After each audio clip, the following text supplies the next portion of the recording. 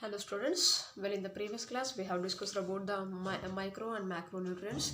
Now we are going to discuss about the deficiency symptoms of essential elements. You know what are essential elements? These are the elements which are required for the plant growth and development. Then what are deficiency symptoms means?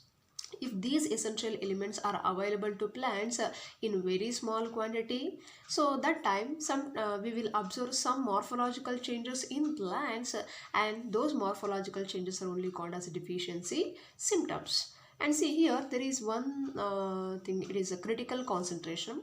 So what is critical concentration means? The concentration of the essential element below which plant growth is retarded.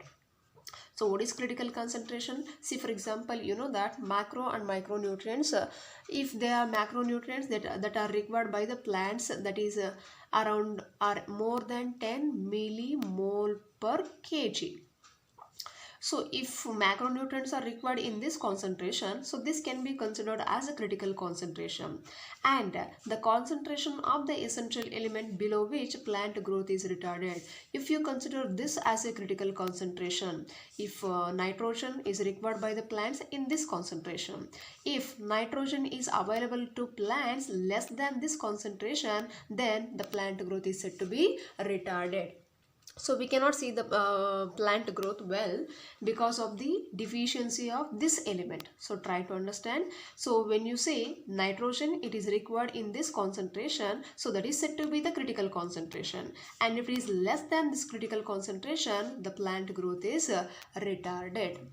Then the element is said to be deficient when present below the critical concentration. If the element present less than this concentration, then the element is said to be deficient. Whenever the availability of the element is less than the critical concentration, then the element is said to be critical, or element is said to be deficient. Then the morphological changes are indicative of certain element deficiencies and are called deficiency symptoms. You may have observed in case of plants, you may have seen yellow colored leaves, you may have seen brown spots, yellow patches likewise in the leaves. So all those are called as morphological changes that are seen in plants. So why the morphological changes will be occurring in plants? That is mainly because of the elemental deficiencies. That is mainly because of the elemental deficiency. If the element is available in a very less quantity, at that time we will find some morphological changes in the plants, and those morphological changes are the indicative of certain elemental deficiency, and they are called as deficiency symptoms. What the morphological changes you will see in the plant, they are the indication of element deficiency, and they are said to be deficiency symptoms. Then the deficiency symptoms disappear when the deficient mineral nutrients is provided to the plant. So you will find the deficiency symptoms such as yellowing of leaves, brown spots, etc. So you will come to know which element is deficient and which element causes the deficiency symptom in plant. At that time, if you provide that element to the plant, the deficiency symptoms will disappear. So ಯಾವಾಗ ನಿಮಗೆ ಪ್ಲ್ಯಾಂಟ್ಸಲ್ಲಿ deficiency symptoms ಕಾಣಿಸ್ತಾ ಇದೆ, ಈಗ leaves ಎಲ್ಲ yellow colour ಆಗಿಬಿಟ್ಟಿರುತ್ತೆ, brown spots ಬಂದಿರುತ್ತೆ, patches ಕಾಣಿಸುತ್ತೆ, ಅದೆಲ್ಲನೂ indication of the mineral element deficiency. ಯಾವುದೋ ಒಂದು ಎಲಿಮೆಂಟ್ ಡಿಫಿಷಿಯೆಂಟ್ ಆಗಿದ್ದಾಗ ಮಾತ್ರನೇ ಪ್ಲಾಂಟಲ್ಲಿ ಆ ಥರ ಡಿಫಿಷಿಯನ್ಸಿ ಸಿಂಪ್ಟಮ್ಸ್ ಬರುತ್ತೆ. Then how to reduce the deficiency symptoms ಅಂದರೆ, ನೀವು ಆ ಎಲಿಮೆಂಟ್ನ ಪ್ಲಾಂಟ್ಗೆ ಪ್ರೊವೈಡ್ ಮಾಡಿದ್ದೆ ಆದರೆ ಆ ಡಿಫಿಷಿಯನ್ಸಿ ಸಿಂಪ್ಟಮ್ಸ್ ಏನಾಗುತ್ತೆ, ಡಿಸಪಿಯರ್ ಆಗುತ್ತೆ. So the deficiency symptoms will disappear when the deficiency mineral nutrient is provided to plant. Next, the deficiency symptoms appear first in the older tissues because of the remobilization of elements to younger parts from the older parts. ಈಗ ನೋಡಿ, ಒಂದು ಪ್ಲಾಂಟ್ನ ನೀವು ತಗೊಳ್ಳೋದೇ ಆದರೆ, so ಪ್ಲಾಂಟಲ್ಲಿ ಇಲ್ಲಿ ಕೆಳಗಡೆ ಇರುವಂಥದ್ದು, so these are the older leaves and these are the younger leaves. ಇಲ್ಲಿ tissue ಅಂತ ಕೊಟ್ಟಿದ್ದಾರೆ, ನೀವು ಟಿಶ್ಯೂ ಅಂತಲೇ ಹೇಳಬೇಕು ಅಂತೇನಿಲ್ಲ, ನೀವು ಲೀವ್ಸ್ ಅಂತ ಹೇಳಿದ್ರು ಪರವಾಗಿಲ್ಲ. C, the deficiency symptoms appear first in older leaves. ಈ ಓಲ್ಡರ್ ಲೀವ್ಸಲ್ಲಿ ನಿಮಗೆ ಯೆಲ್ಲೋಯಿಂಗ್ ಆಫ್ ಲೀವ್ಸ್ ನೀವು ಅಬ್ಸರ್ವ್ ಮಾಡಿರ್ಬೋದು. ಒಂದು ಪ್ಲ್ಯಾಂಟಲ್ಲಿ ಮೇಲೆ ಇರೋ ಲೀವ್ಸ್ ಎಲ್ಲ ಗ್ರೀನ್ ಕಲರ್ ಕಾಣಿಸ್ತಿರುತ್ತೆ, ಕೆಳಗಡೆ ಇರುವಂತಹ ಮೆಚೂರ್ಡ್ ಲೀವ್ಸ್ ಏನಾಗಿರುತ್ತೆ, ಯೆಲ್ಲೋ ಕಲರ್ ಆಗಿಬಿಟ್ಟಿರುತ್ತೆ. ಅಂದರೆ So these deficiency symptoms are mainly seen in the older leaves or older tissues. ಯಾಕೆ ಅಂತಂದರೆ because of the remobilization of element to younger parts from the older part. ಈಗ ಇದೇ ನೀವು ಪ್ಲಾಂಟ್ನ example ತೊಗೊಳ್ತೀರಾ ಅಂತಂದರೆ ಇಲ್ಲಿ root ಏನು ಮಾಡ್ತಾ ಇದೆ, ಸಾಯಿಲಿಂದ ಎಲ್ಲ ಎಲಿಮೆಂಟ್ಸ್ನ ಅಬ್ಸರ್ವ್ ಮಾಡ್ಕೊಳ್ತಾ ಇದೆ. ಈ ರೂಟ್ಸ್ ಅಬ್ಸರ್ವ್ ಮಾಡ್ಕೊಂಡಾಗ first the elements will be moving to the older leaves. ಈ ಓಲ್ಡರ್ ಲೀವ್ಸು ಫಸ್ಟು ಅದನ್ನು ಅಬ್ಸರ್ವ್ ಮಾಡ್ಕೊಳ್ಳುತ್ತೆ, ಯುಟಿಲೈಸ್ ಮಾಡ್ಕೊಳ್ಳುತ್ತೆ.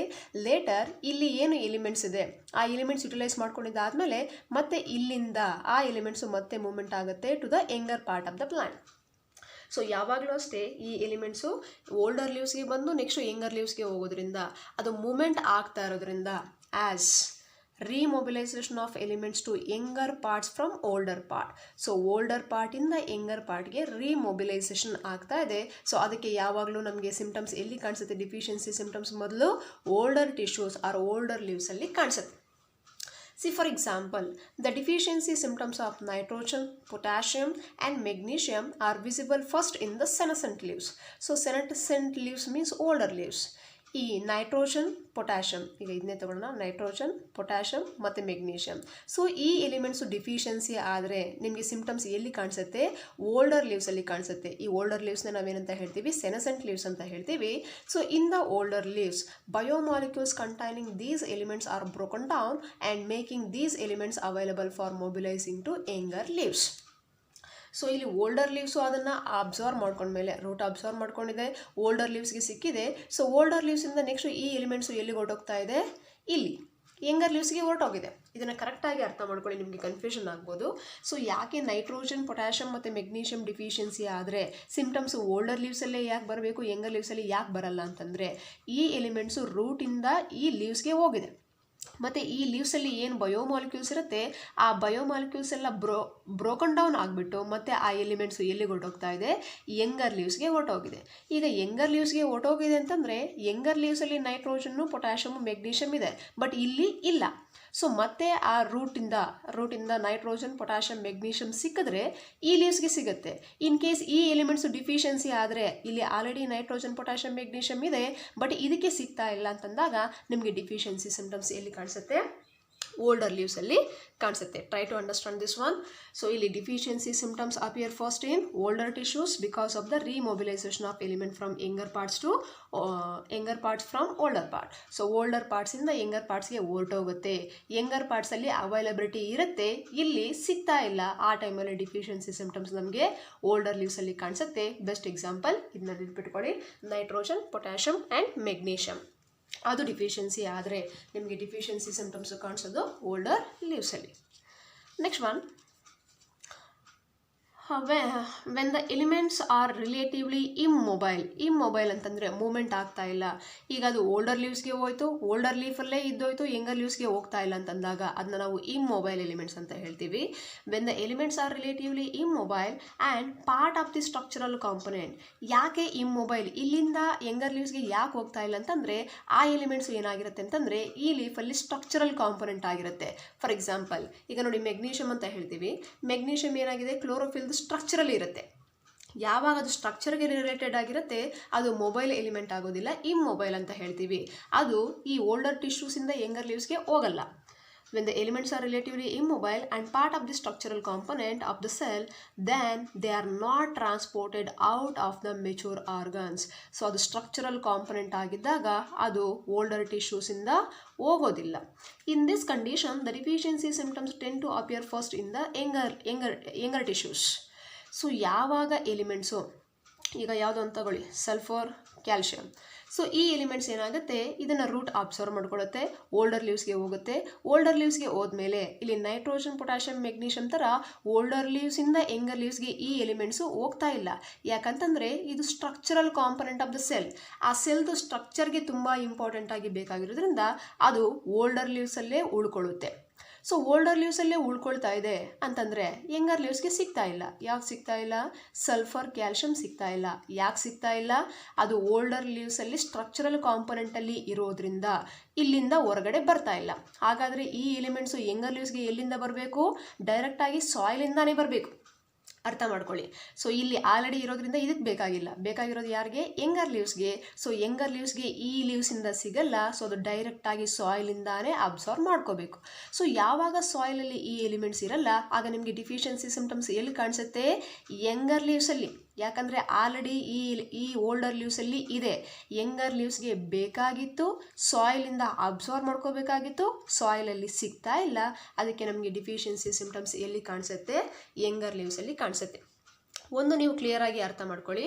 ಸೊ ಮೊಬೈಲ್ ಎಲಿಮೆಂಟ್ಸ್ ಆದರೆ ಡಿಫಿಷಿಯನ್ಸಿ ಸಿಂಪ್ಟಮ್ಸ್ ಎಲ್ಲಿ ಕಾಣಿಸುತ್ತೆ? ಓಲ್ಡರ್ ಲೀವ್ಸಲ್ಲಿ ಕಾಣಿಸುತ್ತೆ. ಅದೇ ಮೊಬೈಲ್ ಎಲಿಮೆಂಟ್ಸ್ ಆದರೆ ಸಿಂಪ್ಟಮ್ಸ್ ನಮಗೆ ಎಲ್ಲಿ ಕಾಣಿಸುತ್ತೆ? ಯಂಗರ್ ಲೀವ್ಸಲ್ಲಿ ಕಾಣಿಸುತ್ತೆ. ಮೊಬೈಲ್ ಎಲಿಮೆಂಟ್ಸ್ ಅಂತಂದರೆ ಓಲ್ಡರ್ ಲೀವ್ಸಿಂದ ಯಂಗರ್ ಲೀವ್ಸ್ಗೆ ಹೊರಟೋಗುತ್ತೆ. ಓಲ್ಡರ್ ಲೀವ್ಸ್ಗೆ ಸಿಗದೇ ಇದ್ದಾಗ ಇಲ್ಲಿ ಸಿಂಪ್ಟಮ್ಸ್ ಬರುತ್ತೆ. ಅದೇ ಮೊಬೈಲ್ ಎಲಿಮೆಂಟ್ಸ್ ಅಂತಂದಾಗ ಓಲ್ಡರ್ ಲೀವ್ಸಲ್ಲಿ ಇರುತ್ತೆ, ಯಂಗರ್ ಲೀವ್ಸ್ಗೆ ಹೋಗ್ತಾ ಇಲ್ಲ, ಯಂಗರ್ ಲೀವ್ಸ್ ಸಾಯಿಲಿಂದಾನೇ ಅಬ್ಸರ್ವ್ ಮಾಡ್ಕೋಬೇಕು ಅಂತಂದಾಗ ಡಿಫಿಷಿಯನ್ಸಿ ಸಿಂಪ್ಟಮ್ಸ್ ನಮಗೆ ಯಂಗರ್ ಲೀವ್ಸಲ್ಲಿ ಕಾಣಿಸುತ್ತೆ. ಸೊ ಇದಿಷ್ಟು. ನೆಕ್ಸ್ಟ್ ಅದಾದಮೇಲೆ for example elements like already ನಾನು ಹೇಳಿದೆ, elements like sulphur and calcium are part of the structural component of the cell. So already ನಾನು ಅದೇ ಎಕ್ಸಾಂಪಲ್ಸ್ನ ತೊಗೊಂಡಿದ್ದೆ.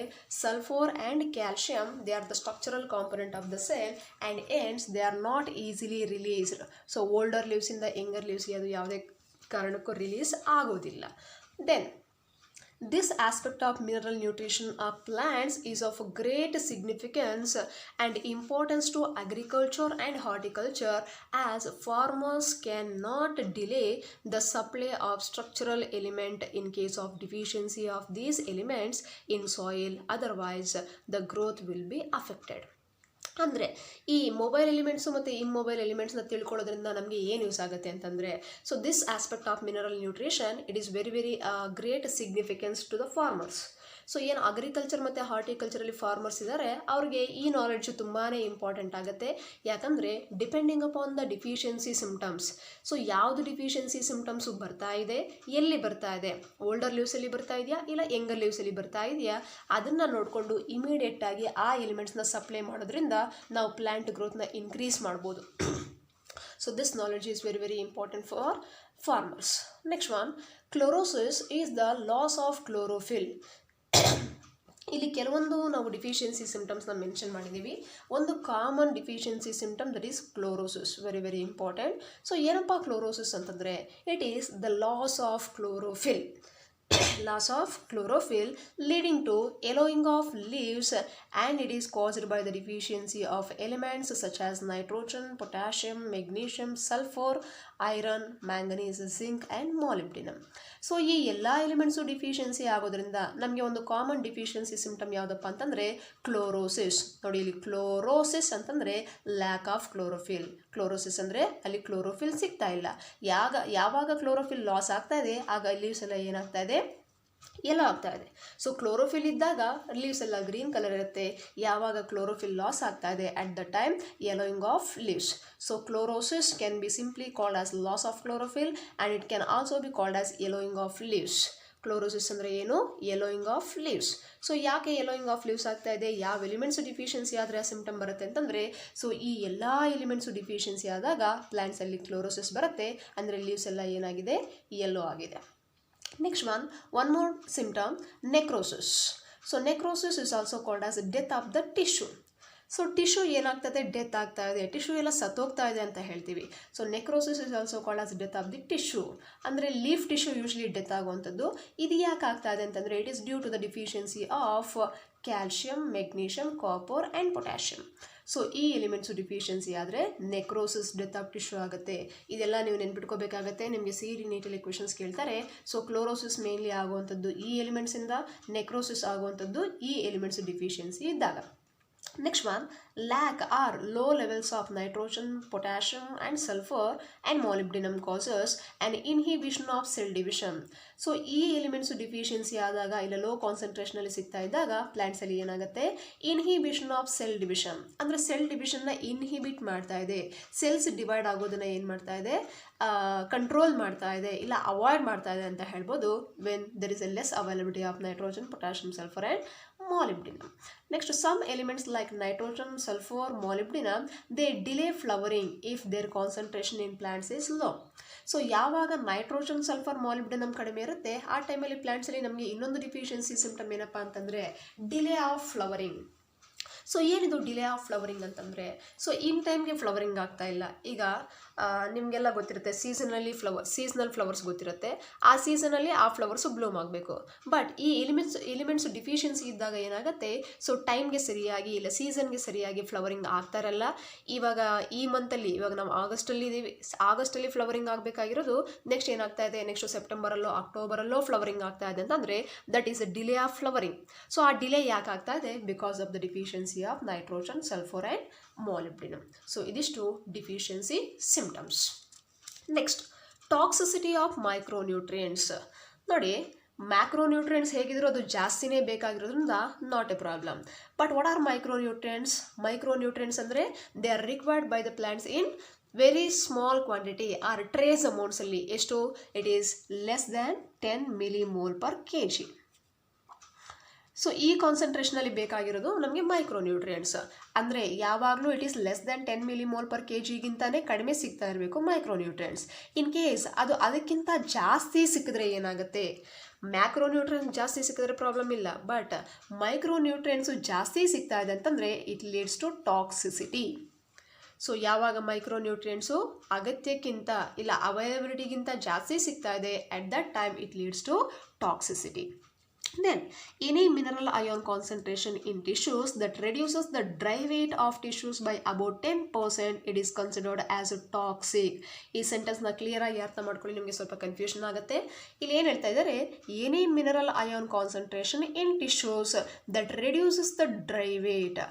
ಅಂದರೆ ಒಂದು ಮಿನರಲ್ ಅಯಾನ್ ಕಾನ್ಸಂಟ್ರೇಷನ್ನು ಆ ಟಿಶ್ಯೂದಲ್ಲಿ, ಈಗ ನೀವು ಪ್ಲ್ಯಾಂಟ್ನ ಡ್ರೈ ವೇಟು ಫ್ರೆಶ್ ವೇಟ್ ಅಂತ ಮೆಷರ್ ಮಾಡ್ತೀರಾ, ಒಂದು ಮಿನರಲ್ ಅಯಾನ್ ಕಾನ್ಸಂಟ್ರೇಷನ್ನು ಏನು ಮಾಡ್ತಾ ಇದೆ, ಆ ಡ್ರೈ ವೇಟ್ನ ಒಂದು 10% ಡಿಕ್ರೀಸ್ ಮಾಡ್ತಾ ಇದೆ. ಒಂದು ಮಿನರಲ್ ಅಯಾನ್ ಕಾನ್ಸಂಟ್ರೇಷನ್ ಡ್ರೈ ವೇಟ್ನ 10% ಕಡಿಮೆ ಮಾಡ್ತಾ ಇದೆ ಅಂತಂದಾಗ it is said to be toxic. ನಿಮಗೆ ಇಲ್ಲಿ ಅರ್ಥ ಆಗಲಿಲ್ಲ, ಕನ್ಫ್ಯೂಷನ್ ಆಗ್ತಾ ಇದೆ. ಯಾಕೆ ಅಂತಂದರೆ ಒಂದು ಮಿನರಲ್ ಅಯಾನ್ ಕಾನ್ಸಂಟ್ರೇಷನ್ ಜಾಸ್ತಿ ಆದರೆ ವೇಟು ಡ್ರೈ ವೇಟ್ ಜಾಸ್ತಿ ಆಗಬೇಕು, ಬಟ್ 10% ಹೇಗೆ ಕಡಿಮೆ ಆಗ್ತಾ ಇದೆ ಅನ್ನೋದು ನಿಮಗೆ confusion. So I will clear your confusion. ಇದನ್ನು ಅರ್ಥ ಮಾಡ್ಕೊಳ್ಳಿ. Any mineral ion concentration in tissues that reduces the dry weight of the tissue by about 10%, it is considered as toxic. 10% dry weight ಕಡಿಮೆ ಆದಾಗ ನಾವು ಅದನ್ನು ಟಾಕ್ಸಿಕ್ ಅಂತ ಹೇಳ್ತೀವಿ. ಯಾಕೆ ಅಂತ ನಾನು ಹೇಳ್ತೀನಿ ನೋಡಿ. ಇಲ್ಲಿ toxicity concentration varies for different micronutrient. ಒಂದೊಂದು ಮೈಕ್ರೋನ್ಯೂಟ್ರಿಯೆಂಟ್ಗೂ ಒಂದೊಂದು ಟಾಕ್ಸಿಸಿಟಿ ಕಾನ್ಸಂಟ್ರೇಷನ್ ಬರುತ್ತೆ. And many a times excess of an element may inhibit the uptake of another element. So this is very very important. Many a times excess of an element may inhibit the uptake of another element. So ಇಲ್ಲಿ 10% dry wait ಯಾಕೆ ಕಡಿಮೆ ಆಗುತ್ತೆ ಅಂತಂದರೆ I will give you one example. ಈಗ ಇಲ್ಲೇ ಕೊಟ್ಟಿದ್ದಾರೆ example actually. For example, the prominent symptom of manganese toxicity is the appearance of brown spots surrounded by chlorotic veins. ಈಗ manganese toxicity ಆದರೆ ಅಂದರೆ ಪ್ಲ್ಯಾಂಟ್ಸ್ಗೆ ಮ್ಯಾಂಗನೀಸ್ ಎಷ್ಟು ಸಿಗಬೇಕಾಗಿತ್ತು, less than 10 millimole per kg ಸಿಗಬೇಕಾಗಿತ್ತು. ಈಗ ಪ್ಲ್ಯಾಂಟ್ಸ್ಗೆ ಸಾಯಿಲಿಂದ, ಈಗ ಇದೆ ಪ್ಲ್ಯಾಂಟ್ ತಗೊಳ್ಳಿ, ಈಗ ಪ್ಲ್ಯಾಂಟಲ್ಲಿ ಇಲ್ಲಿ ರೂಟ್ ಸಿಸ್ಟಮ್ ಇದೆ, ಇಲ್ಲಿ ಲೀವ್ಸ್ ಇದೆ. ಸೊ ಈಗ ಈ ಸಾಯಿಲಲ್ಲಿ ಮ್ಯಾಂಗನೀಸ್ ಕಾನ್ಸಂಟ್ರೇಷನ್ ಜಾಸ್ತಿ ಇದೆ. ಸೊ ಪ್ಲ್ಯಾಂಟ್ಸ್ಗೆ ಬೇರೆ ಎಲಿಮೆಂಟ್ಸು ಇರ್ಬೋದು, ಬೇರೆ ಎಲಿಮೆಂಟ್ಸ್ ಇದ್ದಾಗಲೂ ಮ್ಯಾಂಗನೀಸ್ ಕಾನ್ಸಂಟ್ರೇಷನ್ ಜಾಸ್ತಿ ಇದ್ದಾಗ ಈ ಪ್ಲ್ಯಾಂಟು ಮ್ಯಾಂಗನೀಸ್ನ ಜಾಸ್ತಿ ಅಬ್ಸರ್ವ್ ಮಾಡ್ಕೊಳ್ತಾ ಇದೆ. ಯಾವಾಗ ಮ್ಯಾಂಗನೀಸ್ನ ತುಂಬ ಅಬ್ಸರ್ವ್ ಮಾಡ್ಕೊಳ್ತಾ ಇದೆ ಆವಾಗ ಏನಾಯಿತು, ಮ್ಯಾಂಗನೀಸ್ ಟಾಕ್ಸಿಸಿಟಿ ಆಯಿತು. ಯಾಕೆ ಟಾಕ್ಸಿಸಿಟಿ ಆಯಿತು, ಮ್ಯಾಂಗನೀಸ್ನ ಅವೈಲಬಿಲಿಟಿಗಿಂತ ಜಾಸ್ತಿ ಅಬ್ಸರ್ವ್ ಮಾಡ್ಕೊಳ್ತಾ ಇದೆ ಪ್ಲ್ಯಾಂಟ್ಸ್. ಆ್ಯಂಡ್ ಯಾವಾಗ ಮ್ಯಾಂಗನೀಸ್ ಟಾಕ್ಸಿಸಿಟಿ ಆಗುತ್ತೆ ನಿಮಗೆ ಏನು ಕಾಣಿಸುತ್ತೆ ಸಿಂಪ್ಟಮ್ಸು, ಅದು ಡಿಫಿಷಿಯನ್ಸಿ ಸಿಂಪ್ಟಮ್ ಅಲ್ಲ, ಆ್ಯಕ್ಚುಲಿ ಟಾಕ್ಸಿಸಿಟಿ ಸಿಂಪ್ಟಮ್. ಏನಪ್ಪ ಅಂತಂದರೆ ನಿಮಗೆ ಇಲ್ಲಿ ಬ್ರೌನ್ ಸ್ಪಾಟ್ಸ್ ಕಾಣಿಸುತ್ತೆ ಲೀವ್ಸಲ್ಲಿ, and the brown spots will be surrounded by yellow patches, chlorotic veins. Fluorosis ಅಂದರೆ ನಿಮಗೆ ಗೊತ್ತು, yellowing of leaves. The brown spots surrounded by yellow patches or chlorotic veins. ಇದು ಯಾವುದ್ರದ್ದು ಸಿಂಪ್ಟಮ್, ಮ್ಯಾಂಗನೀಸ್ದು ಸಿಂಪ್ಟಮ್. ಇದು ಡಿಫಿಷಿಯನ್ಸಿ ಸಿಂಪ್ಟಮಾ ಅಲ್ಲ, ಇದು toxicity symptom of manganese. The brown spot surrounded by chlorotic veins, it is the toxicity symptom of manganese. ಆಯಿತು, ಈಗ manganese ಜಾಸ್ತಿ ಸಿಕ್ಕಿದೆ, ನಿಮಗೆ ಈ ಸಿಂಪ್ಟಮ್ಸ್ ಕಾಣಿಸ್ತಾ ಇದೆ. ನೆಕ್ಸ್ಟ್ ಏನಾಗುತ್ತೆ, manganese competes with iron and magnesium. Manganese competes with iron and magnesium, and manganese also competes with magnesium for binding of enzymes. Manganese also inhibit calcium translocation. ನೋಡಿ, ಒಂದು ಕ್ಲಿಯರ್ ಆಗಿ ಅರ್ಥ ಮಾಡ್ಕೊಳ್ಳಿ. ಯಾವಾಗ ಈ ಪ್ಲ್ಯಾಂಟಲ್ಲಿ ಮ್ಯಾಂಗನೀಸ್ ಕಾನ್ಸಂಟ್ರೇಷನ್ ಜಾಸ್ತಿ ಆಗಿದೆ, ಈ ಮ್ಯಾಂಗನೀಸ್ ಯಾವ್ಯಾವ್ದ್ರ ಜೊತೆ ಕಾಂಪೀಟ್ ಮಾಡುತ್ತೆ ಅಂತಂದರೆ, ಒಂದು ಮೆಗ್ನೀಷಿಯಮ್ ಜೊತೆ ಕಾಂಪೀಟ್ ಮಾಡ್ತಾ ಇದೆ, ಐರನ್ ಜೊತೆ ಕಾಂಪೀಟ್ ಮಾಡ್ತಾ ಇದೆ, ಆ್ಯಂಡ್ ಈವನ್ ಕ್ಯಾಲ್ಶಿಯಂ ಜೊತೆ ಕಾಂಪೀಟ್ ಮಾಡ್ತಾ ಇದೆ. ಕಾಂಪೀಟ್ ಮಾಡ್ತಾ ಇದೆ ಅಂತಂದರೆ ಫೈಟ್ ಮಾಡ್ತಾ ಇದೆ ಅಂತಲ್ಲ, ಈ ಎಲಿಮೆಂಟ್ಸ್ನ ಅಬ್ಸಾರ್ವ್ ಮಾಡ್ಕೊಳ್ಳೋಕ್ಕೆ ಬಿಡ್ತಾ ಇಲ್ಲ. ಯಾವುದು, ಎಕ್ಸಸ್ ಅವೈಲಬಿಲಿಟಿ ಆಫ್ ಮ್ಯಾಂಗನೀಸ್ ಇರೋದ್ರಿಂದ ಈ ಮ್ಯಾಂಗನೀಸ್ ಈ ಎಲಿಮೆಂಟ್ಸ್ ಜೊತೆ ಕಾಂಪೀಟ್ ಮಾಡಿ ಈ ಎಲಿಮೆಂಟ್ಸ್ನ ಅಬ್ಸಾರ್ವ್ ಮಾಡ್ಕೊಳ್ಳೋಕ್ಕೆ ಬಿಡ್ತಾ ಇಲ್ಲ. ಸೊ ಯಾವಾಗ ಈ ಪ್ಲ್ಯಾಂಟು ಈ ಎಲಿಮೆಂಟ್ಸ್ನ ಅಬ್ಸಾರ್ವ್ ಮಾಡ್ಕೊಳ್ತಾ ಇಲ್ಲ, ಈ ಎಲಿಮೆಂಟ್ಸ್ ಡಿಫಿಷಿಯನ್ಸಿ ಆದರೆ ಏನಾಗುತ್ತೆ, ಈ ಎಲಿಮೆಂಟ್ಸ್ದು ಡಿಫಿಷಿಯನ್ಸಿ ಸಿಂಪ್ಟಮ್ ನಿಮಗೆ ಇಲ್ಲಿ ಪ್ಲ್ಯಾಂಟ್ಸಲ್ಲಿ ಕಾಣಿಸುತ್ತೆ. ಕರೆಕ್ಟಾಗಿ ಅರ್ಥ ಮಾಡ್ಕೊಳ್ಳಿ.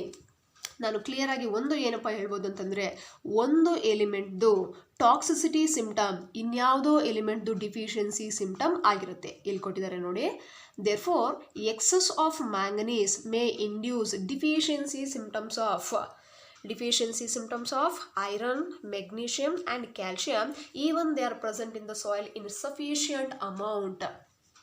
ಸಾಯಿಲಲ್ಲಿ ಮೆಗ್ನೀಷಿಯಮ್ ಇದೆ, ಐರನ್ ಇದೆ, ಕ್ಯಾಲ್ಶಿಯಮ್ ಇದೆ, ಬೇಕಾದಷ್ಟು ಕ್ವಾಂಟಿಟಿಯಲ್ಲಿ ಸಾಯಿಲಲ್ಲಿ ಇದೆ.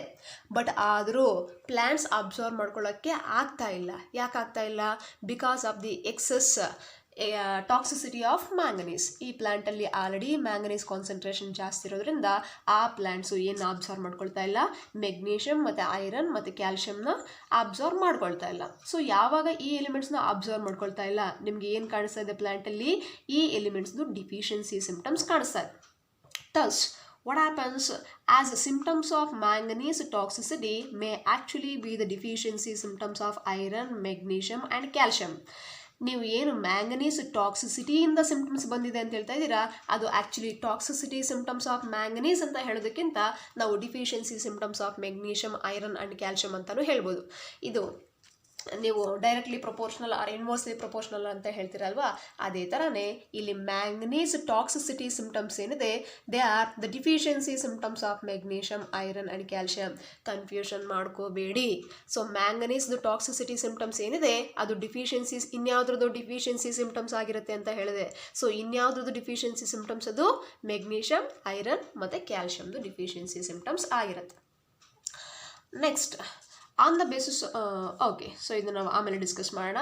So this is very important. The toxicity it is very important. So ಯಾವಾಗ ನೀವು ಟಾಕ್ಸಿಸಿಟಿ ಅಂತ ಹೇಳ್ತೀರಾ, ಅವೈಲಬಿಲಿಟಿಗಿಂತ ಜಾಸ್ತಿ ಸಿಕ್ಕಾಗ, especially for micronutrients. The micronutrients ಯಾವಾಗಲೂ less than 10 millimole per kg ಇರಬೇಕು. ಅದಕ್ಕಿಂತ ಜಾಸ್ತಿ ಸಿಕ್ಕಾಗ ಅದನ್ನ ನಾವು ಟಾಕ್ಸಿಸಿಟಿ ಅಂತ ಹೇಳ್ತೀವಿ. ಆ್ಯಂಡ್ ಇಲ್ಲಿ ನಿಮಗೆ ಅರ್ಥ ಆಯ್ತಾ ಯಾಕೆ ಇದು 10% ಡಿಕ್ರೀಸ್ ಆಗ್ತದೆ ಡ್ರೈ ವೇಟ್ ಅಂತಂದರೆ?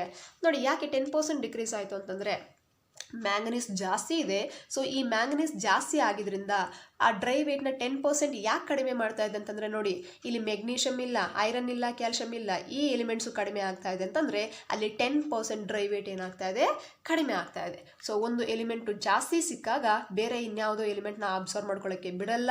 ಆ ಎಲಿಮೆಂಟ್ಸು ಇಲ್ಲದೆ ಇದ್ದಾಗ ಅಲ್ಲಿ 10% ಡ್ರೈ ವೇಟ್ ಏನಾಗ್ತಾ ಇದೆ, ಕಡಿಮೆ ಆಗ್ತಾ ಇದೆ. ಸೊ ಇದನ್ನ ನೀವು ಅರ್ಥ ಮಾಡ್ಕೊಳ್ಳಿ. Next toxicity concentration varies. ಇದು many a times excess of an element may inhibit the uptake of another element. ಇಲ್ಲಿ ಮ್ಯಾಂಗನೀಸ್ ಜಾಸ್ತಿ ಸಿಕ್ಕಿದ್ರಿಂದ ಅದು ಯಾವುದನ್ನ ಇನ್ಹಿಬಿಟ್ ಮಾಡ್ತಾ ಇದೆ, ಈ ಮೆಗ್ನೀಷಿಯಮ್, ಐರನ್ ಮತ್ತು ಕ್ಯಾಲ್ಶಿಯಂ ಅಪ್ಟೇಕ್ನ ಇನ್ಹಿಬಿಟ್ ಮಾಡ್ತಾ ಇದೆ. ಅದಾದಮೇಲೆ ಎಕ್ಸಾಂಪಲ್ ಕ್ಲಿಯರ್ ಆಗಿ ನೆನ್ಪಿಟ್ಕೊಳ್ಳಿ. Manganese toxicity, it is the best example to remember about the toxicity.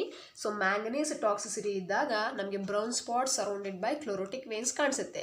And manganese ಜಾಸ್ತಿ ಇರೋದ್ರಿಂದ it competes with iron, magnesium and calcium. ಐರನ್ನ ಮೆಗ್ನೀಷಿಯಮ್ನ ಅಪ್ಟೇಕ್ ಮಾಡ್ಕೊಳ್ಳೋಕ್ಕೆ ಬಿಡ್ತಾ ಇಲ್ಲ.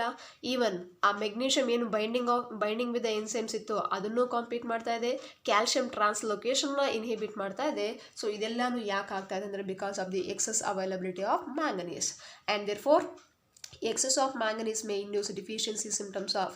ಸೊ ಮ್ಯಾಂಗನೀಸ್ ಎಕ್ಸೆಸ್ ಆಗಿರೋದ್ರಿಂದ ಅದು deficiency symptoms of iron, magnesium and calcium ನಮಗೆ ಕಾಣಿಸ್ತಾ ಇದೆ. So this is also very very important. What happens ಅಂದರೆ, so what appears as a symptoms of manganese toxicity may actually be the deficiency symptoms of iron, magnesium and calcium. So this is very very important. ಇದಿಷ್ಟು toxicity. Next ನೋಡಿ ಇಲ್ಲಿ on the basis of their diverse functions. ಇಲ್ಲಿ ಬೇರೆ ಬೇರೆ ಫಂಕ್ಷನ್ಸ್ನ ನಾವು consider ಮಾಡಿಕೊಂಡು the essential elements can also be group into 4 broad categories. ನಾವು ಜನರಲ್ ಆಗಿ ಯಾವ್ಯಾವ ಎಲಿಮೆಂಟ್ದು ಏನು ಫಂಕ್ಷನ್ ಇದೆ ಅಂತ ನಾವು ಓದಿದ್ದೀವಿ ಆಲ್ರೆಡಿ. ಇಲ್ಲಿ based on the broad functions are diverse function, ಬೇರೆ ಬೇರೆ ಫಂಕ್ಷನ್ಸ್ ಬೇಸಿಸ್ ಮೇಲೆ ಎಲಿಮೆಂಟ್ಸ್ನ ನಾವಿಲ್ಲಿ ಗ್ರೂಪಿಂಗ್ ಮಾಡಿದ್ದೀವಿ. ಅದರಲ್ಲಿ the first group structural elements of cells. ಅಂದರೆ ಈ ಗ್ರೂಪಲ್ಲಿ ಬರೋ ಎಲಿಮೆಂಟ್ಸ್ ಎಲ್ಲ ಏನಾಗಿರುತ್ತೆ, they are the structural element. ಯಾವುದೋ ಆ ಸೆಲ್ಲಲ್ಲಿ ಸ್ಟ್ರಕ್ಚರ್ಗೆ ರಿಲೇಟೆಡ್ ಆಗಿರುವಂಥ ಎಲಿಮೆಂಟ್ಸ್ನ ನಾವು ಎಲ್ಲಿ ಇನ್ಕ್ಲೂಡ್ ಮಾಡ್ತಾ ಇದ್ದೀವಿ, ಸ್ಟ್ರಕ್ಚರಲ್ ಎಲಿಮೆಂಟ್ಸ್ ಆಫ್ ಸೆಲ್ಸ್. ಇಲ್ಲಿ the essential elements as a components of biomolecules. So ಈ ಎಲಿಮೆಂಟ್ಸ್ ಇಲ್ಲಿ ಯಾವ್ಯಾವ ಎಲಿಮೆಂಟ್ಸ್ ಬರುತ್ತೆ ಅದು ಬಯೋಮಾಲಿಕ್ಯೂಲ್ಸ್ದು ಕಾಂಪೊನೆಂಟ್ಸ್ ಆಗಿರುತ್ತೆ. For example carbon, hydrogen, oxygen and nitrogen. ಈ 4 elements they are the structural components of biomolecules. ಅದಕ್ಕೆ ನಾವು ಅದನ್ನು ಸ್ಟ್ರಕ್ಚರಲ್ ಎಲಿಮೆಂಟ್ಸ್ ಅಂತ ಕ್ಯಾಟಗರೈಸ್ ಮಾಡಿದ್ದೀವಿ. Next one components of energy related chemical compounds. So ಈ ಗ್ರೂಪಲ್ಲಿ ಬರುವಂಥದ್ದು ಯಾವ ಎಲಿಮೆಂಟ್ಸ್ ಇದೆ ಅದು ಎನರ್ಜಿ ರಿಲೇಟೆಡ್ ಇರುತ್ತೆ. For example magnesium in chlorophyll. So magnesium ಅಂತ ಏನು ನೀವು ಕ್ಲೋರೋಫಿಲಲ್ಲಿದೆ, ಆ chlorophyll also helps in the liberation of energy. And even the phosphorus in ATP ದಲ್ಲಿ ನೀವು ಅಡಿನೋಸಿನ್ ಟ್ರೈಪಾಸ್ಪೇಟ್ ಅಂತ ಹೇಳ್ತೀರಾ, ಅಲ್ಲಿ ಪಾಸ್ಪರಸ್ ಇದೆ. So magnesium and phosphorus, these two comes under the energy related chemical compounds. Next one essential elements that activate or inhibit enzymes. So ಈ ಗ್ರೂಪಲ್ಲಿ ಬರುವಂಥ elements ಏನಾಗಿರುತ್ತೆ, ಒಂದು they may activate the enzymes or they may inhibit the enzyme. Enzyme ಆಕ್ಟಿವಿಟಿನ activate ಮಾಡ್ಬೋದು, ಇಲ್ಲಂತಂದರೆ ಅದು inhibit control ಮಾಡ್ಬೋದು. ಸೊ ಅಂಥ ಎಲಿಮೆಂಟ್ಸ್ನ ನಾವು ಈ ಗ್ರೂಪಲ್ಲಿ ಇನ್ಕ್ಲೂಡ್ ಮಾಡ್ತೀವಿ. ಅದಕ್ಕೆ ಎಕ್ಸಾಂಪಲ್ಸ್ ಮೆಗ್ನೀಷಿಯಮ್. ಅಂದರೆ ಇಲ್ಲಿ ಎಲ್ಲ ಕಡೆನೂ ಮೆಗ್ನೀಷಿಯಮ್ ಬರ್ಬೋದು, ಪ್ರಾಬ್ಲಮ್ ಏನಿಲ್ಲ. ಇದು ಆ ಮೆಗ್ನೀಷಿಯಮ್ ಈ ಫಂಕ್ಷನ್ ಮಾಡುತ್ತಾ ಇಲ್ಲೂ ಬರ್ಕೊಳ್ಳಿ, ಈ ಫಂಕ್ಷನ್ ಮಾಡುತ್ತಾ ಇಲ್ಲೂ ಬರ್ಕೊಳ್ಳಿ, ಇಲ್ಲ ಈ ಫಂಕ್ಷನ್ ಇದೆಯಾ ಇಲ್ಲೂ ಬರ್ಕೋಬೋದು ನೀವು. ಅಂದರೆ depending upon the diverse function. So ಇಲ್ಲಿ ನೋಡಿ magnesium it is an activator for both ribulose bisphosphate carboxylase oxygenate. ಏನಪ್ಪ ಇದು ರಿಬ್ಯುಲೋಸ್ ಬೈಪಾಸ್ಪೇಟ್ ಕಾರ್ಬಾಕ್ಸಿಲೇಸ್ ಆಕ್ಸಿಜನೇಸ್? ನೀವೆಲ್ಲ ಆಲ್ರೆಡಿ ಫೋಟೋಸಿಂಥಸಿಸ್ ಚಾಪ್ಟರ್ಲಿ ತುಂಬ ಕಾಮನ್ ಆಗಿ ಕೇಳಿರುವಂಥದ್ದು, ದಟ್ ಈಸ್ ರುಬಿಸ್ಕೋ. ನೀವು ರುಬಿಸ್ಕೋ ಅಂತ ಎನ್ಸೈಮ್ನ ಕಾಮನ್ ಆಗಿ ಕೇಳಿದ್ದೀರಾ. ಇನ್ನೊಂದು phosphoenol pyruvate carboxylase, that is called PEP carboxylase ಅಂತ ಹೇಳ್ತೀವಿ ನಾವು, PEP carboxylase. So magnesium it is an activator. ಅಂದರೆ ಈ ಎನ್ಸೈಮ್ಸ್ನ ಆಕ್ಟಿವೇಟ್ ಮಾಡೋಕ್ಕೆ ಹೆಲ್ಪ್ ಮಾಡುತ್ತೆ ಮೆಗ್ನೀಷಿಯಮ್. ಯಾವ್ಯಾವುದು, ಒಂದು ರುಬಿಸ್ಕೋ ಎನ್ಸೈಮ್, ಇನ್ನೊಂದು PEP carboxylase. It is ribulose bisphosphate carboxylase oxygenase, phosphoenol pyruvate carboxylase. ಈ 2 ಎನ್ಸೈಮ್ಸ್ನ ಆಕ್ಟಿವೇಟ್ ಮಾಡುತ್ತೆ. Of which are critical enzymes in photosynthetic carbon fixation. ಆ ಫೋಟೋಸಿಂಥಸಿಸಲ್ಲಿ ನೀವು ಆಲ್ರೆಡಿ ಕಾಮನ್ ಆಗಿ ಕೇಳಿರುವಂಥದ್ದು. Next one Zn2+, that is zinc. It is an activator of alcohol dehydrogenase. ಈ zinc ಏನಪ್ಪ ಅಂತಂದರೆ ಇದು ಒಂದು ಎನ್ಸೈಮ್, ಆಲ್ಕೋಹಾಲ್ ಡಿಹೈಡ್ರೋಜನೇಸ್ ಅನ್ನೋ ಎನ್ಸೈಮ್ನ ಆಕ್ಟಿವೇಟ್ ಮಾಡುತ್ತೆ. And molybdenum, it is molybdenum of nitrogenase during nitrogen metabolism. So nitrogen ಮೆಟಬಾಲಿಸಮಲ್ಲಿ ಒಂದು ಇಂಪಾರ್ಟೆಂಟ್ ಎನ್ಸೈಮ್ ನೈಟ್ರೋಜಿನೇಸ್ ಅಂತ ಬರುತ್ತೆ. ಈ ನೈಟ್ರೋಜಿನೇಸ್ನ ಆಕ್ಟಿವೇಟ್ ಮಾಡೋಕ್ಕೆ ನಮ್ಗೆ ಏನು ಬೇಕಾಗುತ್ತೆ, ಮಾಲಿಬ್ಡಿನಮ್ ಬೇಕಾಗುತ್ತೆ. So all these are the examples R elements that comes under the activate or inhibit enzymes. And next one, essential elements which alter the osmotic potential of a cell. ನೀವು already diffusion ಓದಿರ್ತೀರಾ, osmosis ಓದಿರ್ತೀರಾ. ಇಲ್ಲಿ osmotic potential ಅಂತ ಬಂದಾಗ ಆ osmotic ಪೊಟೆನ್ಷಿಯಲ್ನ alter ಮಾಡೋವಂಥದ್ದು ಕೆಲವೊಂದು elements ಇರುತ್ತೆ. So ಯಾವ್ಯಾವುದು ಅಂತಂದರೆ, ಒಂದು sodium and chloride ions and potassium. Sodium, chloride ions and potassium, ಇದು 3. Sodium, chloride ions and potassium ions, ಇದೊಂದು. ಅದಾದಮೇಲೆ so potassium place a very important role in opening and closing of stomata. ನೀವು already ಕೇಳಿದ್ದೀರಾ, ಪೊಟ್ಯಾಷಿಯಮ್ದು function ಹೇಳಬೇಕಾದ್ರೆ one of the important function of potassium is it place a very important role in opening and closing of stomata.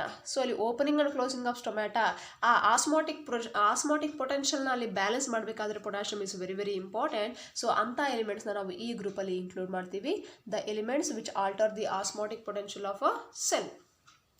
So that completes about the 4 groups of elements based on their diverse function. ಅದಾದಮೇಲೆ ಇನ್ನೊಂದು simple topic mechanism of absorption of elements. So this is very very important. ನೀವು ಇದ್ರ ಬಗ್ಗೆ already transport in plants ಚಾಪ್ಟರ್ಲಿ ಕೇಳಿರ್ತೀರಾ, ಆದರೂ ಇಲ್ಲಿ ನಾವು ಹೇಳಬೇಕಾಗತ್ತೆ. ನೋಡಿ, the process of absorption it is of 2 main phases. ಇಲ್ಲಿ ಅಬ್ಸಾರ್ಪ್ಷನ್ ಅಂತಂದಾಗ ಎಲ್ಲಿಂದ ಅಬ್ಸಾರ್ವ್ ಮಾಡ್ಕೊಳ್ಳುತ್ತೆ? ಸಾಯಿಲಿಂದ ಅಬ್ಸಾರ್ವ್ ಮಾಡ್ಕೊಳ್ಳುತ್ತೆ. ಅಬ್ಸಾರ್ವ್ ಮಾಡ್ಕೊಳ್ತಾರದು ಯಾರು? ಪ್ಲಾಂಟ್ಸ್. ಅಂದರೆ ಪ್ಲಾಂಟ್ಸಲ್ಲಿ ನೀವೇನು ರೂಟ್ಸ್ ಹೇಳ್ತೀರಾ? ಈಗ ನೋಡಿ, ಇದು ಪ್ಲ್ಯಾಂಟ್, ಈ ಪ್ಲ್ಯಾಂಟಲ್ಲಿ ರೂಟ್ಸ್ ಇದೆ, ಇಲ್ಲಿ ಸಾಯಿಲ್ ಇದೆ. ಸೊ ಸಾಯಿಲಿಂದ ರೂಟ್ಸ್ ಅಬ್ಸಾರ್ವ್ ಮಾಡ್ಕೋಬೇಕಾದ್ರೆ ಇಲ್ಲಿ 2 ಫೇಸಸಲ್ಲಿ ಅಬ್ಸಾರ್ವ್ ಮಾಡ್ಕೊಳ್ಳುತ್ತೆ. ಯಾವುದಪ್ಪ 2 ಫೇಸಸ್ ಅಂತಂದರೆ, in the first phase. So first ಫೇಸಲ್ಲಿ ಏನಾಗುತ್ತೆ ಅಂತಂದರೆ, it is the initial rapid uptake of ions into the free spaces or outer spaces of cells. ಇದಕ್ಕೆ ನೀವು ಸ್ವಲ್ಪ ಅನಾಟಮಿ ಆಫ್ ರೂಟ್ನ ನೀವು ರೀಕಾಲ್ ಮಾಡಿಕೊಂಡ್ರೆ, ಈಗ ನೀವು ಈ ರೂಟ್ದು transverse section of the root ತಗೊಂಡ್ರೆ ಅಲ್ಲಿ ನಿಮಗೆ ಔಟರ್ ಮೋಸ್ಟ್ ಎಪಿಬ್ಲೆಮಾ ಅಂತ ಹೇಳಿರ್ತಾರೆ, ಎಪಿಬ್ಲೆಮಾ ಅಂತ ಇರುತ್ತೆ. ಆ್ಯಂಡ್ ಇಲ್ಲೆಲ್ಲ ನಿಮಗೆ ಕಾರ್ಟೆಕ್ಸ್ ರೀಜನಲ್ಲಿ ಪ್ಯಾರೆಂಕೈಮಾ ಸೆಲ್ಸು ಈ ಥರ ಫ್ರೀಯಾಗಿ ಅರೇಂಜ್ಮೆಂಟ್ ಆಗಿರೋದು ನಿಮಗೆ ಗೊತ್ತಾಗುತ್ತೆ. ಓಕೆ, ಸೊ ಈಗ ಇಲ್ಲಿ ಸಾಯಿಲ್ ಅಂತ ಅಂದ್ಕೊಳ್ಳಿ, ಇಲ್ಲಿ ರೂಟ್ ಹೇರ್ಸ್ ಎಲ್ಲ ಇರುತ್ತೆ. ಸೊ ಈ ರೂಟ್ ಹೇರ್ಸ್ ಅಬ್ಸಾರ್ವ್ ಮಾಡ್ಕೊಂಡ್ಮೇಲೆ ಈಗ ಮೂಮೆಂಟ್ ಆಫ್ ಮಾಲಿಕ್ಯೂಲ್ಸ್ ಏನಾಗ್ತಾ ಇದೆ? ರ್ಯಾಪಿಡ್ ಅಪ್ಟೇಕ್ ಅಂತಂದಾಗ ಈ ರೂಟ್ ಹೇರ್ಸ್ ಇಲ್ಲಿ ಅಬ್ಸಾರ್ವ್ ಮಾಡ್ಕೊಂಡ ತಕ್ಷಣ it is a rapid uptake, ತುಂಬ ಫಾಸ್ಟಾಗಿ ಅಬ್ಸಾರ್ವ್ ಮಾಡ್ಕೊಳ್ಳುತ್ತೆ. ಎಲ್ಲಿಗೆ ಅಂತಂದರೆ, the molecules are moving in the free spaces. Cell ಒಳಗಡೆ ಹೋಗ್ತಾ ಇಲ್ಲ, they are moving in the free spaces or outer spaces. Molecules ಬರೀ ಈ ಫ್ರೀ ಸ್ಪೇಸಸ್ಸಲ್ಲಿ, ಇನ್ ಬಿಟ್ವೀನ್ ದ ಸೆಲ್ಸ್ ನಿಮಗೆ ಇಂಟರ್ ಸೆಲ್ಯುಲಾರ್ ಸ್ಪೇಸಸ್ ಅಂತ ನೆನಪಿರುತ್ತೆ. ಸೊ ಆ ಫ್ರೀ ಸ್ಪೇಸಸ್ಸಲ್ಲಿ ಇಲ್ಲ ಔಟರ್ ಸ್ಪೇಸಸ್ಸಲ್ಲಿ ಮಾತ್ರ ಮೂಮೆಂಟ್ ಆಗ್ತಾ ಇದ್ರೆ ಅದನ್ನ ನಾವು ಅಪೋಪ್ಲಾಸ್ಟ್ ಪಾತ್ವೇ ಅಂತ ಹೇಳ್ತೀವಿ. ಸೊ ಇಲ್ಲಿ ಅಪೋಪ್ಲಾಸ್ಟ್ ಪಾತ್ವೇ, ಅಪೋ ಅಂತಂದರೆ away from the cell. Cell ಒಳಗಡೆ ಮೂಮೆಂಟ್ ಆಗ್ತಾ ಇಲ್ಲ, ಸೆಲ್ಲಿಂದ ಹೊರಗಡೆ ಎಲ್ಲಿ ಇಂಟರ್ ಸೆಲ್ಯುಲಾರ್ ಸ್ಪೇಸಸ್ಸಲ್ಲಿ ಮೂಮೆಂಟ್ ಆಗ್ತದೆ. That is called as apoplast pathway and it is said to be the passive. So ಅಬ್ಸಾರ್ಪ್ಷನಲ್ಲಿ passive absorption and active absorption ಬಗ್ಗೆ ಕೇಳಿರ್ತೀರಾ. So what is passive absorption ಅಂತಂದರೆ, it is the movement of molecules from higher concentration to lower concentration. ಈಗ ಇಲ್ಲಿ higher concentration ಇದೆ, ಇಲ್ಲಿ lower concentration ಇದೆ. Movement of molecules ಎಲ್ಲಿಂದ ಎಲ್ಲಿಗಾಗ್ತಾ ಇದೆ? From higher concentration to lower concentration. ಯಾವಾಗ molecules higher to lower movement ಆಗುತ್ತೆ, at that time they do not require energy. ಅಲ್ಲಿ ಎನರ್ಜಿ ಬೇಕಾಗಲ್ಲ. So without the expenditure of energy the molecules are moving from higher concentration to lower concentration. ಅದಕ್ಕೆ ನಾವು ಇದನ್ನು passive absorption ಅಂತ ಹೇಳ್ತೀವಿ. So ಇದು ಯಾಕೆ ಅಪೋಪ್ಲಾಸ್ಟ್ ಆಗುತ್ತೆ? ಫಸ್ಟ್ ಫೇಸಲ್ಲಿ ಮೂಮೆಂಟ್ ಆಫ್ ಮಾಲಿಕ್ಯೂಲ್ಸ್ ತುಂಬ ರ್ಯಾಪಿಡ್ ಆಗಿ ಮೂಮೆಂಟ್ ಆಗ್ತಾ ಇದೆ.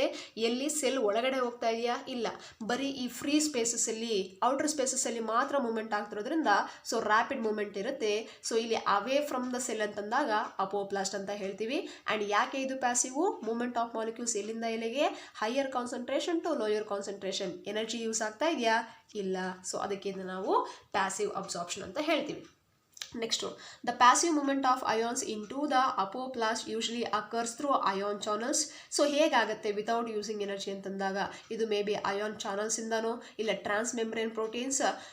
ಇವೆಲ್ಲ ಏನಾಗುತ್ತೆ ಅಂತಂದರೆ ಸೆಲೆಕ್ಟಿವ್ ಪೋರ್ಸ್ ಥರ ಆ್ಯಕ್ಟ್ ಮಾಡುತ್ತೆ. ಆ ಟೈಮಲ್ಲಿ ಮೂಮೆಂಟ್ ಆಫ್ ಮಾಲಿಕ್ಯೂಲ್ಸು ಸಿಂಪಲ್ ಆಗಿ ಮೂವ್ ಆಗುತ್ತೆ. And in the second phase, so second ಫೇಸಲ್ಲಿ ಏನಾಗುತ್ತೆ ಅಂತಂದರೆ the uptake of ions taken in slowly into the inner spaces which is called the symplast. ಅಂದರೆ ಸೆಕೆಂಡ್ ಫೇಸಲ್ಲಿ ಮಾಲಿಕ್ಯೂಲ್ಸು ಈ ಸೆಲ್ಗೆ, ಈಗ ಎಪಿಬ್ಲೆಮಾ ಸೆಲ್ಸ್ಗೆ ಬಂದರೆ next ಎಲ್ಲೋಗುತ್ತೆ? ಒಂದು ಸೆಲ್ಲಿಂದ ಇನ್ನೊಂದು ಸೆಲ್ಗೆ ಹೋಗುತ್ತೆ, ಇನ್ನೊಂದು ಸೆಲ್ಲಿಂದ ಇನ್ನೊಂದು ಸೆಲ್ಲು, ಹಾಗೆ from one cell to another cell. ಹೇಗೆ ಹೋಗುತ್ತೆ ಒಂದು ಸೆಲ್ಲಿಂದ ಅನದರ್ ಸೆಲ್ ಅಂತಂದರೆ ನಿಮಗೆ ನೆನಪಿದೆ. ಸೊ ಪ್ಲ್ಯಾಂಟ್ ಸೆಲ್ಸಲ್ಲಿ ಪ್ಲಾಸ್ಮೋಡೆಸ್ಮೆಟಾ ಅಂತ ನೀವು ಕೇಳಿರ್ತೀರಾ. ಸೊ ಇಲ್ಲಿ ಒಂದು ಸೆಲ್ಗೆ ಇನ್ನೊಂದು ಸೆಲ್ಗೆ ಮಧ್ಯದಲ್ಲಿ ಪ್ಲಾಸ್ಮೋಡೆಸ್ಮೆಟಾ ಅಂತ ಇರುತ್ತೆ. So they are the cytoplasmic bridges. ಒಂದು ಸೆಲ್ದು ಸೈಟೋಪ್ಲಾಸಮ್ ಇನ್ನೊಂದು ಸೆಲ್ದು ಸೈಟೋಪ್ಲಾಸಮ್ ಕನೆಕ್ಟ್ ಆಗೋದು ಆ ಪ್ಲಾಸ್ಮೋಡೆಸ್ಮೆಟಾ ಇಂದ. So with the help of plasmodesmata movement of molecules ಏನಾಗ್ತಾ ಇದೆ? ಒಂದು ಸೆಲ್ಲಿಂದ ಇನ್ನೊಂದು ಸೆಲ್ಗೆ, ಇಲ್ಲಿ ನೋಡಿ ನಾವು into the inner spaces ಅಂತ ಹೇಳ್ತಾ ಇದೀವಿ. ಅಂದರೆ from one cell to another cell, ಆ ಮೂಮೆಂಟ್ನ ನಾವು ಸಿಂಪ್ಲಾಸ್ಟ್ ಅಂತ ಹೇಳ್ತೀವಿ. If molecules are moving from one cell to another cell through plasmodesmata, that is called as a symplast pathway. And ಈ ಸಿಂಪ್ಲಾಸ್ಟ್ ಏನಾಗಿರುತ್ತೆ ಅಂತಂದರೆ ಇಟ್ ಈಸ್ ಆಕ್ಟಿವ್ ಟ್ರಾನ್ಸ್ಪೋರ್ಟ್ ಇಲ್ಲ active absorption ಅಂತ ಹೇಳ್ತೀವಿ. So what is active absorption ಅಂತಂದರೆ the movement of molecules from lower concentration to higher concentration. Lower concentration to higher. ಈಗ ನೀವು ಇದನ್ನೇ ಎಕ್ಸಾಂಪಲ್ ತಗೊಳ್ಳೋದ್ರಿಂದ ನಾವು ಆಗಲೇ ಪ್ಯಾಸಿವ್ಗೆ ಇಲ್ಲಿ ಹೈಯರ್ ಇಲ್ಲಿ ಲೋಯರ್ ಅಂತ ಹೇಳಿದ್ವಿ. ಸೊ ನೆಕ್ಸ್ಟು ಇಲ್ಲಿ ಲೋಯರ್ ಕಾನ್ಸಂಟ್ರೇಷನ್ ಇದ್ದು ಇಲ್ಲಿ ಹೈಯರ್ ಕಾನ್ಸಂಟ್ರೇಷನ್ ಇದ್ದಾಗ ಲೋಯರ್ ಕಾನ್ಸಂಟ್ರೇಷನಿಂದ ಹೈಯರ್ ಕಾನ್ಸಂಟ್ರೇಷನ್ಗೆ ಮೂವ್ಮೆಂಟ್ ಆಫ್ ಅಯಾನ್ಸ್ ಆಗ್ತಾ ಇದೆ. ಸೊ ಯಾವಾಗ ಲೋಯರ್ ಟು ಹೈಯರ್ ಬರಬೇಕು ಅಂತಂದಾಗ ದೇ ಡೆಫಿನೆಟ್ಲಿ ರಿಕ್ವೈರ್ ಎನರ್ಜಿ. ಇದಕ್ಕೆ ನಾನು ನಿಮಗೆ ಸೆಲ್ ಚಾಪ್ಟರ್ ಮಾಡಬೇಕಾದ್ರೆ ಎಕ್ಸಾಂಪಲ್ಸು ಕೊಟ್ಟಿದ್ದೆ. ಸೊ ಆ ಎಕ್ಸಾಂಪಲ್ಸ್ನ ರಿಕಾಲ್ ಮಾಡ್ಕೊಳ್ಳಿ. ಸೊ ಲೋಯರ್ ಟು ಹೈಯರ್ ಹೋಗಬೇಕು ಅಂತಂದಾಗ ನಿಮಗೆ ಎನರ್ಜಿ ಬೇಕೇ ಬೇಕಾಗತ್ತೆ. ಸೊ ಹಿಯರ್ ನೋಡಿ, the entry or exit of ions to form the simplest requires the expenditure of metabolic energy, which is an active process. So ಇದು ಯಾವಾಗಲೂ ಆಕ್ಟಿವ್ ಇರುತ್ತೆ. ಸಿಂಪ್ಲಾಸ್ಟ್ ಅಂತಂದಾಗ ಒಂದು ಸೆಲ್ಲಿಂದ ಇನ್ನೊಂದು ಸೆಲ್ಗೆ ಥ್ರೂ ಪ್ಲಾಸ್ಮಾಡೆಸ್ಮಾಟ. ಯಾಕೆ ಆಕ್ಟಿವ್ ಇದು? Movement of molecules lower to higher ಹೋಗ್ತಾ ಇದೆ with the expenditure of energy. So ಇದಿಷ್ಟು, ಇದನ್ನ ಕರೆಕ್ಟಾಗಿ ನೆನ್ಪಿಟ್ಕೊಳ್ಳಿ. ಫಸ್ಟ್ ಫೇಸಲ್ಲಿ ಅಪೋಪ್ಲಾಸ್ಟ್ ಪಾತ್ವೇ ಆಗಿರುತ್ತೆ. ಅಪೋಪ್ಲಾಸ್ಟ್ ಬಂದ್ಬಿಟ್ಟು ಪ್ಯಾಸಿವ್. ಆ್ಯಂಡ್ ನೆಕ್ಸ್ಟ್ ಫೇಸಲ್ಲಿ ಸಿಂಪ್ಲಾಸ್ಟ್ ಆಗಿರುತ್ತೆ, ಇದು ಆ್ಯಕ್ಟಿವ್. ಯಾಕೆ ಅಪೋಪ್ಲಾಸ್ಟು, ಯಾಕೆ ಸಿಂಪ್ಲಾಸ್ಟ್, ಯಾಕೆ ಪ್ಯಾಸಿವ್, ಯಾಕೆ ಆ್ಯಕ್ಟಿವ್, ಅದನ್ನ ನೀವು ಕರೆಕ್ಟಾಗಿ ಅರ್ಥ ಮಾಡ್ಕೊಂಡ್ರೆ ಸಾಕು. ಆ್ಯಂಡ್ ಲಾಸ್ಟ್ಲಿ ನೋಡಿ, the movement of ions is called as flux. ನಾವಿಲ್ಲಿ ಹೇಳ್ತಾ ಇದ್ದೀವಿ ಮೂಮೆಂಟ್ ಆಫ್ ಮಾಲಿಕ್ಯೂಲ್ಸ್ ಆಗ್ತಾ ಇದೆ, ಒಂದು ಸೆಲ್ಲಿಂದ ಇನ್ನೊಂದು ಸೆಲ್ಗೆ ಆಗ್ತಾ ಇದೆ, ಇಲ್ಲ ಔಟರ್ ಸ್ಪೇಸಸಲ್ಲಿ ಮೂಮೆಂಟ್ ಆಗ್ತಾ ಇದೆ. ಆ ಏನು ನೀವು ಮೂಮೆಂಟ್ ಆಫ್ ಅಯಾನ್ಸ್ ಅಂತ ಹೇಳ್ತೀರಾ, it is actually called as flux. So this is important. 1 ಮಾರ್ಕ್ಗೆ ಕ್ವೆಶನ್ ಕೇಳಿದರೆ ವಾಟ್ ಈಸ್ ಫ್ಲಕ್ಸ್ ಅಂತಂದರೆ it is the movement of ions. If it is inward movement of ions, ಈಗ ಇದು ಸೆಲ್, ಈಗ cell ಒಳಗಡೆ moment of ions ಆಗ್ತಾ ಇದೆ ಅಂತಂದರೆ ಅದು ಇನ್ಫ್ಲಕ್ಸ್ ಅಂತ ಹೇಳ್ತೀವಿ. Inward movement of ions into the cells is called as influx. ಅದೇ ಸೆಲ್ಲಿಂದ ಹೊರಗಡೆ ಬಂದ್ಬಿಡ್ತಾ ಇದೆ ಅಯಾನ್ಸ್ ಅಂತಂದಾಗ ಅದನ್ನ ನಾವು ಎಫ್ ಫ್ಲಕ್ಸ್ ಅಂತ ಹೇಳ್ತೀವಿ. ಔಟ್ ಫ್ಲಕ್ಸ್ ಅಲ್ಲ, efflux. Movement of ions is called as flux.